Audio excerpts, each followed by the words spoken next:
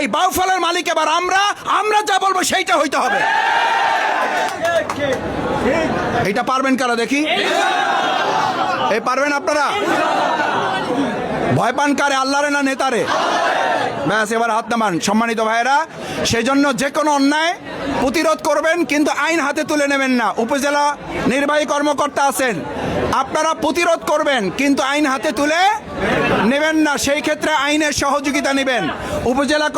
উপজেলা নির্বাহী অফিসারকে বলবেন, পুলিশের ওসিকে বলবেন, ওসি তদন্তকে বলবেন, এখানকার নির্ধারিত এসআই আছে তাকে জানাবেন। এরপরও যদি না হয় তারপর ধৈর্য ধরবেন, কিন্তু আইন শৃঙ্খলার অবনতি ঘটাবেন না। সম্মানিত ভাইয়েরা, আসুন আমরা আমাদের পুরো উপজেলা ভিত্তিকে এই কর্মসূচিগুলো যথাযথভাবে বন্টনের জন্য উদ্যোগ গ্রহণ করেছি। আল্লাহ যেন আমাদের সাহায্য করেন। সবাই আমার জন্য দোয়া করবেন। আপনারা অনেক কষ্ট করে ধুলিয়ার মতো জায়গায় আপনাদের এই গুনাহগার ক্ষুদ্র মানুষকে আপনারা বিজয়ী করেছেন। আল্লাহ তাআলা আপনাদেরকে সম্মানিত করুন।